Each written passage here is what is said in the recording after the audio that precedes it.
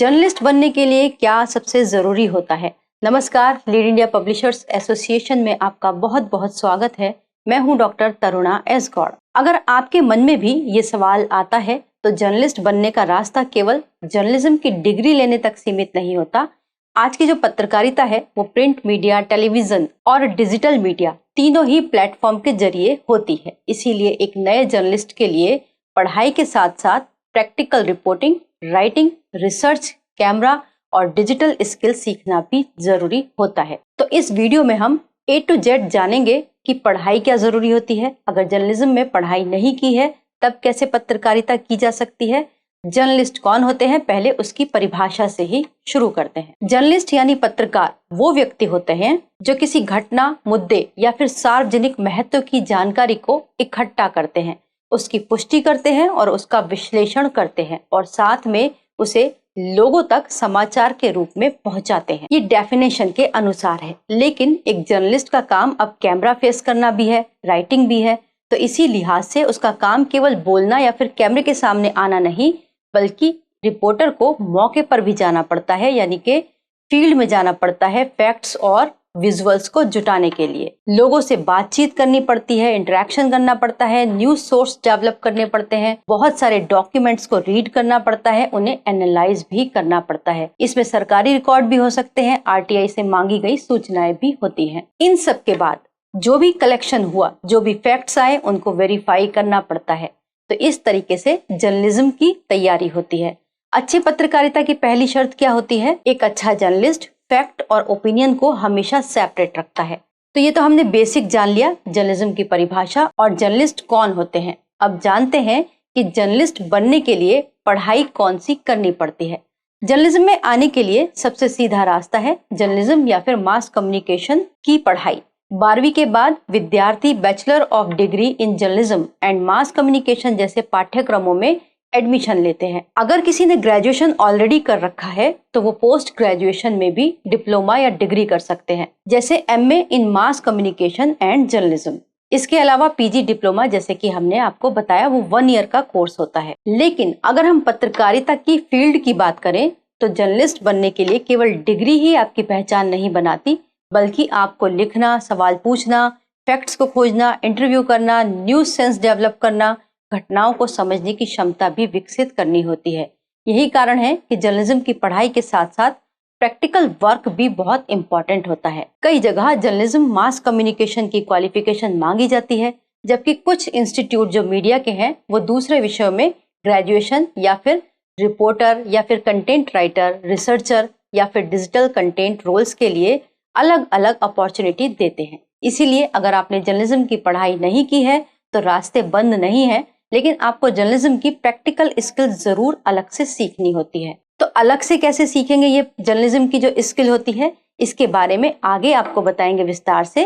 पहले एक छोटी सी इंफॉर्मेशन आपके साथ शेयर करना चाहती हूँ, वो ये कि अगर आपने भी कोई डिग्री कोर्स नहीं किया है लेकिन फिर भी आपने अपना न्यूज चैनल स्टार्ट कर लिया है डिजिटल माध्यम से, तो आपके सामने ये सवाल बार बार आता होगा कि प्रोफेशनली रिपोर्टिंग कैसे करें और अपनी टीम को वैलिड प्रेस आई कार्ड कैसे दें।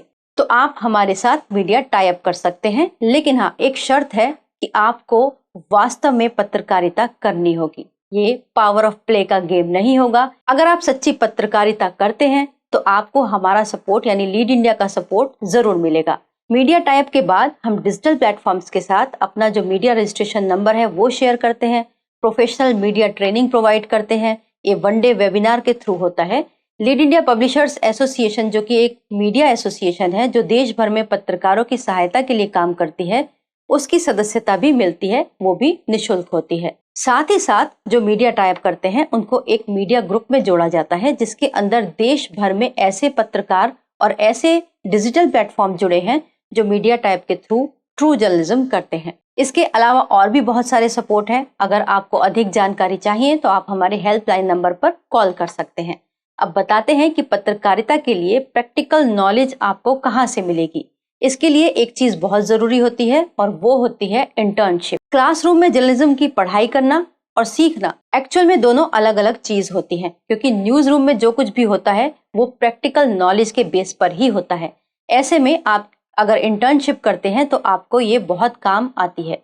इंटर्नशिप के दौरान आपको पता चलता है कि न्यूज़ आइडिया कैसे मिलते हैं, रिपोर्टर सोर्स कैसे डेवलप करते हैं, इंटरव्यू कैसे किया जाता है, न्यूज़ कॉपी कैसे बनाई जाती है, फैक्ट को कैसे वेरीफाई किया जाता है और हेडलाइन किस तरीके से बनती है।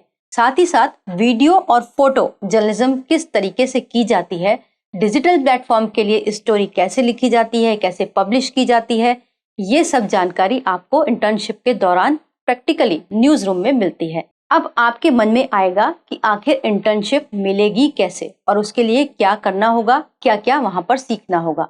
एकेडमिक के दौरान आपको 45 डेज की इंटर्नशिप की एक शर्त होती है। जब भी आप पढ़ाई करते हैं तो आपको बताया जाता है कि आपको किसी मीडिया ऑर्गेनाइजेशन में जाना है और वहां पर 45 डेज तक प्रैक्टिकल एक्सपोजर में काम करना है। इसके बाद आपको यानी कि एक स्टूडेंट को इंटर्नशिप सर्टिफिकेट मिलता है जो आगे उसके भविष्य में काम आता है जॉब अप्रोच करने के लिए। लेकिन हमारे हिसाब से 45 डेज का जो सर्टिफिकेट होता है वो इतना सफिशिएंट नहीं होता कि आप अच्छी खासी जर्नलिज्म को सीख पाएं। इसीलिए आपको मिनिमम 3 महीने की इंटर्नशिप जरूर करनी चाहिए। अब इसमें आपको सीखना क्या क्या होगा? रिपोर्टिंग आपको सीखनी होगी, इंटरव्यू करना सीखना होगा, research, news writing, fact checking, photo video, digital media publishing, ये सब आपको आना चाहिए। साथ साथ अंग्रेजी भाषा का ज्ञान भी बहुत जरूरी है। अगर आप इसको सुधार लेते हैं, आप ट्रांसलेशन सीख लेते हैं तो बहुत अच्छी बात होगी। अगर आपको इंटर्नशिप के दौरान कुछ स्टोरीज पर काम करने को मिलता है तो ये आपके करियर के लिए बहुत अच्छी बात होगी जो कि आपको सर्टिफिकेट से ज्यादा इंपॉर्टेंस प्रोवाइड करवाएगी। तो इस तरीके से आप इंटर्नशिप कर सकते हैं। अब बात करते हैं कि जॉब कैसे मिलेगी, क्योंकि इंटर्नशिप कर लिया, प्रैक्टिकल एक्सपोजर आ गया, तो जर्नलिज्म में आप जॉब किस तरीके से ढूंढेंगे और कौन कौन सी पोस्ट होती हैं। पोस्ट की बात करें तो रिपोर्टर हो सकते हैं, सब एडिटर हो सकते हैं, कंटेंट राइटर भी आजकल होते हैं। इसके अलावा हर मीडिया ऑर्गेनाइजेशन का अपना डिजिटल विंग भी होता है जिसमें वो डिजिटल रिपोर्टर की भर्ती करते हैं। साथ ही वीडियो जर्नलिस्ट होते हैं, रिसर्चर होते हैं, सोशल मीडिया एग्जीक्यूटिव होते हैं, एसईओज होते हैं, करस्पॉन्डेंट होते हैं और फैक्ट चेकिंग के लिए भी एक अलग टीम काम करती है।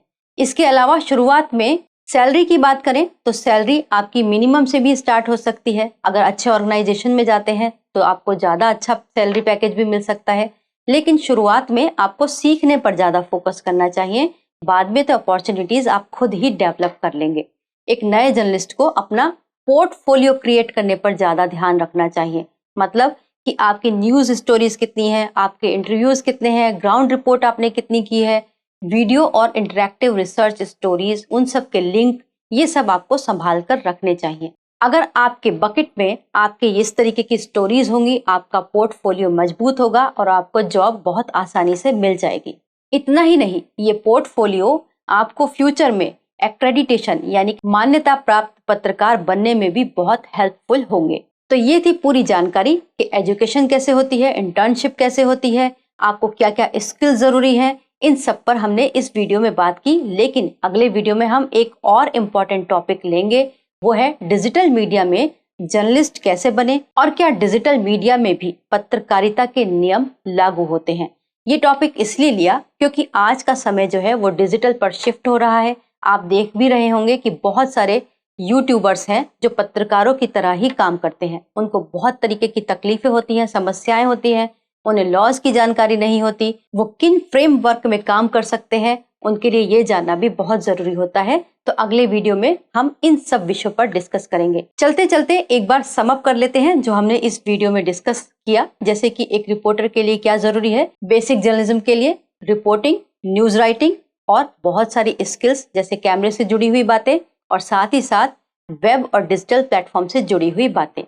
दूसरा क्या इंपॉर्टेंट है एक जर्नलिस्ट के लिए, लिखना। तो कम से कम एक न्यूज रोज जरूर लिखिए, इससे आपकी प्रैक्टिस बनेगी। तीसरी चीज इंपॉर्टेंट होगी ग्राउंड रिपोर्टिंग। अपने आसपास की छोटी लेकिन पब्लिक इंटरेस्ट वाली खबरों पर फोकस कीजिए।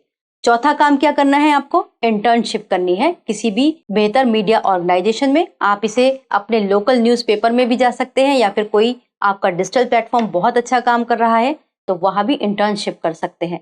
इसके अलावा आपको अपने पोर्टफोलियो पर फोकस करना है, वीडियो स्टोरीज पे काम कीजिए और इन सब का कलेक्शन अपने पास रखिए।